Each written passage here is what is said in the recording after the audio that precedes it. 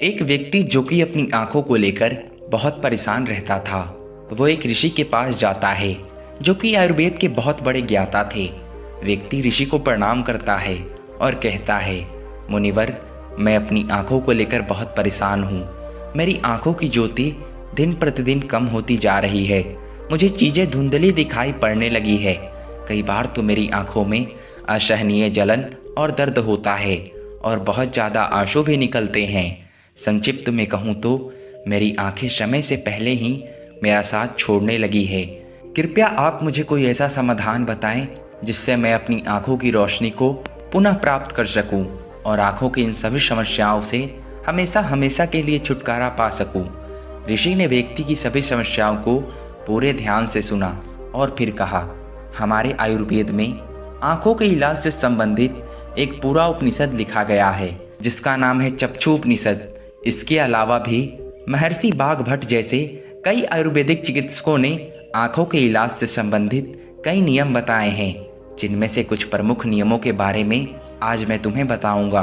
इन नियमों का पालन करने से सिर्फ कुछ ही हफ्तों के अंदर तुम अपनी आंखों की रोशनी में एक आश्चर्यचकित कर देने वाला परिवर्तन देखोगे।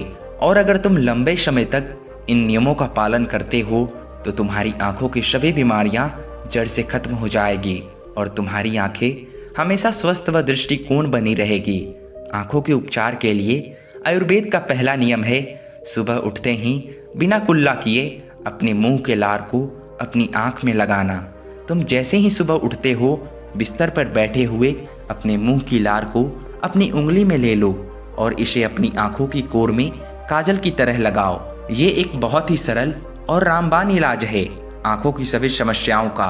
असल में हमारी लार में वो सभी तत्व पाए जाते हैं जो मिट्टी के अंदर पाए जाते हैं।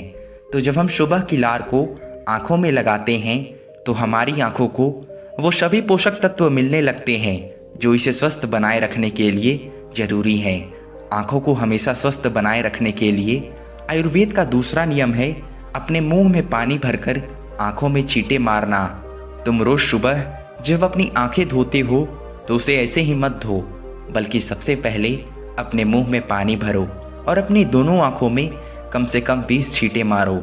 छींटे इतने तेज भी नहीं होने चाहिए कि आंखें लाल हो जाएं और दर्द देना शुरू कर दे, बल्कि हमें इतने तेज छींटे मारने हैं कि पानी आंखों के अंदर तक चला जाए कि जब हम आंखों में छींटे मारें तो आंखों का कचरा मुंह या कान के रास्ते से ना जाकर सीधे आंख से ही पानी के साथ बाहर निकल जाए। हमारी आंखों की कई बीमारियां सिर्फ आंखों में धूल मिट्टी या कचरा होने की वजह से ही पैदा होती है। तो जब हमारी आंखें साफ होगी तो हम उन सभी बीमारियों से बच जाएंगे। आयुर्वेद में आंखों को स्वस्थ रखने का तीसरा नियम है, सूर्यदेव को देखना। तुम्हें हर दिन लगभग 5 मिनट के लिए सूर्यदेव को देखना है, लेकिन दोपहर या तेज धूप में नहीं, सिर्फ सूर्य उगने के पहले 1 घंटे के अंदर अंदर या फिर सूर्य अस्त होने के 1 घंटे के अंदर। सबसे अच्छा तो यही होगा कि तुम सूर्य उदय सूर्यास्त के समय सूर्यदेव के दर्शन करो और अगर जरूरत महसूस हो तो पलकें भी झपका सकते हो। शुरू में 1 मिनट से शुरुआत करो, फिर धीरे धीरे इसे 5 मिनट तक ले जाओ। सूर्य दर्शन के समय सूर्य की किरणें हमारी आंखों में अवशोषित हो रही होती है और हमारी आंखों को ठीक कर रही होती है। और अंत में अपने दोनों हथेलियों को रगड़कर अपनी आंखों के ऊपर रख लो। ध्यान रहे, आंखों को दबाना नहीं है, सिर्फ हथेलियों से आंखों को ढकना है। इससे आंखों को आराम मिलता है। चक्षुपनिषद में तो सूर्यदेव को आंखों का वैद्य कहा गया है। रोशनी बढ़ाने और आंखों को स्वस्थ रखने का चौथा तरीका है आंखों का व्यायाम। इन्हें तुम कभी भी और कहीं भी कर सकते हो, लेकिन सुबह या सोने से पहले करने से ज़्यादा फायदा मिलता है। सबसे पहले अपनी आंखों को 10 बार ऊपर नीचे करो। 10 बार ऊपर और नीचे जितना हो सके उतना ऊपर और नीचे ले जाओ। ध्यान रहे, आंखों के साथ सिर नहीं घूमना चाहिए, सिर स्थिर ही रहना चाहिए, सिर्फ आंखें घूमनी चाहिए। आंखों को ऊपर नीचे करने के बाद उसे 10 बार दाईं और उसे 10 बार बाईं ओर ले जाओ। इसके बाद आंखों को 10 बार ऊपरी कोने की ओर और 10 बार विपरीत निचले कोने की ओर ले जाओ। इसके बाद आंखों को गोल गोल घुमाते हुए एक वृत्ताकार आकृति बनाने का प्रयास करो। आंखों को 10 बार दाहिनी ओर गोल गोल घुमाओ और 10 बार बाईं ओर गोल गोल घुमाओ। फिर सबसे जरूरी व्यायाम, अपने हाथ के अंगूठे को अपनी नाक के पास दोनों आंखों के बीच में रखो। फिर धीरे धीरे बिना ध्यान हटाए अपने अंगूठे को दूर ले जाओ। इस दौरान अपना पूरा ध्यान अंगूठे के नाखून पर ही रखो। जैसे ही अंगूठा दूर चला जाए तब सारा ध्यान अंगूठे से हटाकर उसकी पिछली वाली चीज़ों पर ले जाओ।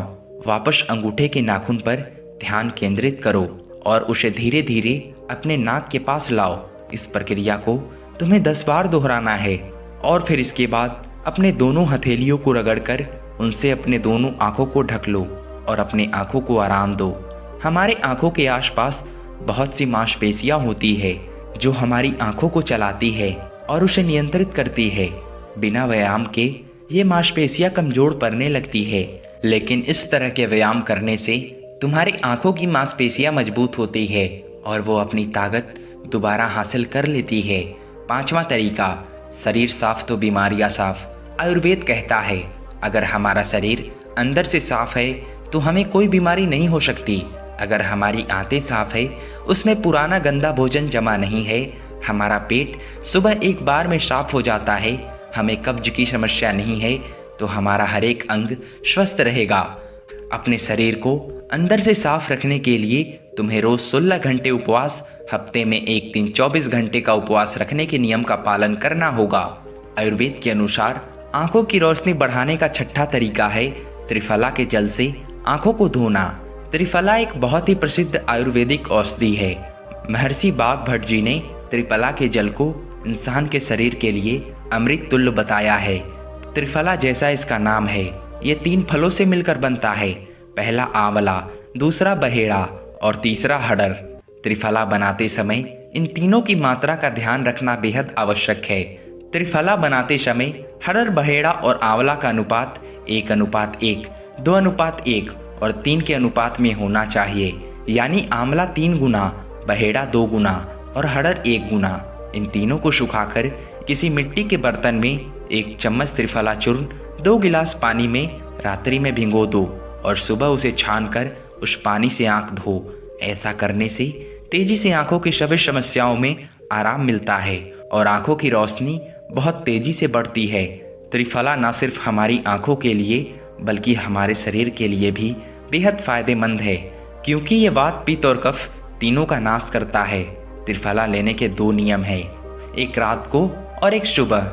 सुबह त्रिफला खाओ तो गुड़ के साथ या फिर शहद के साथ। अगर त्रिफला रात को खाओ तो दूध के साथ या फिर गर्म पानी के साथ। रात में दूध गर्म पानी के साथ जो त्रिफला खाया जाता है वो हमारे शरीर की सफाई का काम करता है, बड़ी आंत की सफाई करता है, गंदगी बाहर निकालता है।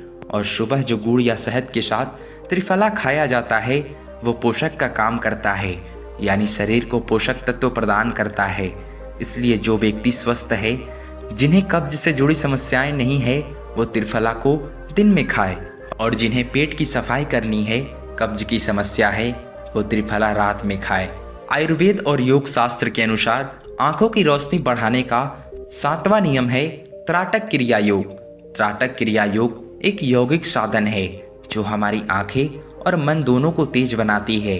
त्राटक क्रिया योग करने के लिए एक अंधेरे कमरे में दीपक या मोमबत्ती जलाओ, फिर उसे इतनी ऊंचाई पर रखो कि जब तुम बैठो तो तुम्हारी आंखों के एकदम सामने हो, ना ऊपर ना नीचे। अब तुम्हें पीठ सीधी करके आराम से बैठ जाना है और अपनी दृष्टि को मोमबत्ती या ज्योति पर केंद्रित करना है और टकाटकी लगाकर दीपक की ज्योति को देखना है। इस बीच तुम पलकें झपकाना चाहो तो झपका सकते हो, लेकिन इसमें कोशिश करो कि जितनी देर तक बिना पलक झपकाए रह सकते हो उतनी देर तक बिना झपकाए रहो।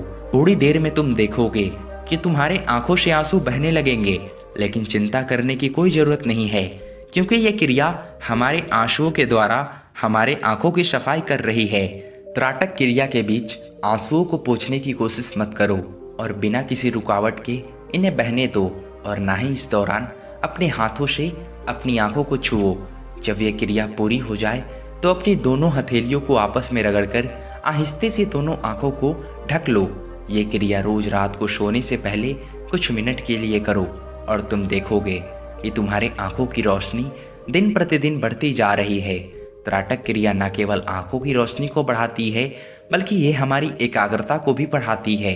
आंखों की रोशनी बढ़ाने का 8वां नियम है, किसी भी ठंडी सब्जी जैसे लौकी, खीरा, सफ़ेद पेठा या आलू के छोटे छोटे टुकड़े को कुछ मिनट तक अपनी आंखों के ऊपर रखना। एक खीरे और लौकी के टुकड़े को पीसकर अपनी आंखों पर रखो।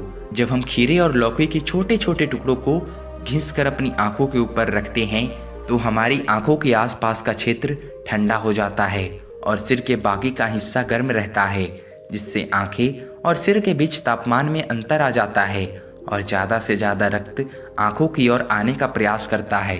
और जिस जगह पर रक्त का प्रवाह ज़्यादा होता है वहाँ का इलाज खुद ब खुद शुरू हो जाता है। इस क्रिया को हर दिन लगभग 15 से 20 मिनट रोज करो, क्योंकि ये हमारी आंखों की रोशनी को तो बढ़ाता ही है, साथ ही साथ ये हमें ताजगी भी देता है। आयुर्वेद के अनुसार आंखों की रोशनी बढ़ाने का 9वां तरीका है ऐसा योगासन या व्यायाम करना जिसमें ज़्यादा से ज़्यादा रक्त का प्रवाह आंखों और सिर की तरफ से हो। संक्षेप में कहे तो नीचे झुकने वाला व्यायाम या आसन जैसे झुककर अपने हाथों से अपने पैर के अंगूठे को छूना, शीर्षासन, भस्त्रिका प्राणायाम इत्यादि। ऐसे अभ्यास करने से ज़्यादा मात्रा आंखों की तरफ पहुंचती है और आंखें स्वस्थ बनी रहती है। इतना कहने के बाद ऋषि ने व्यक्ति की तरफ देखते हुए कहा, तो ये थी वो 9 नियम जिनका अगर तुम पालन करते हो तो सिर्फ कुछ ही हफ्तों या महीनों में तुम्हारी आंखों फिर से पहले की तरह स्वस्थ और दृष्टि युक्त हो जाएगी। और अगर तुम इन नियमों को अपने जीवन का हिस्सा बना लेते हो तो कभी भी तुम्हें आंखों की समस्या से जूझना नहीं पड़ेगा। उस व्यक्ति ने इस जानकारी के लिए ऋषि का धन्यवाद किया और वहां से चला गया। तो दोस्तों, आज के समय में आंखों को स्वस्थ रखने के लिए जो सबसे ज़रूरी है अपने स्क्रीन टाइम को कम करना। ज़्यादातर लोग सुबह उठते ही अपने फ़ोन के मैसेज चेक करते हैं और फिर पूरा दिन यहाँ तक कि देर रात तक मोबाइल या लैपटॉप की स्क्रीन में चिपके रहते हैं। बहुत सी स्टडीज़ ने प्रूफ किया है कि मोबाइल, लैपटॉप, टीवी की स्क्रीन से निकलने वाली लाइट हमारी आंखों को नुकसान पहुंचाती है। इसलिए आप ऐसा रूटीन बनाएं जिसमें आप रात के 8 या 9 बजे के बाद स्क्रीन नहीं देखेंगे, फिर चाहे वो मोबाइल हो या लैपटॉप हो या फिर टीवी हो। ऐसा करने से आपकी आंखों को तो आराम मिलेगा ही, साथ ही आपको गहरी नींद भी आएगी और आप अगले दिन तरोताज़ा महसूस करोगे।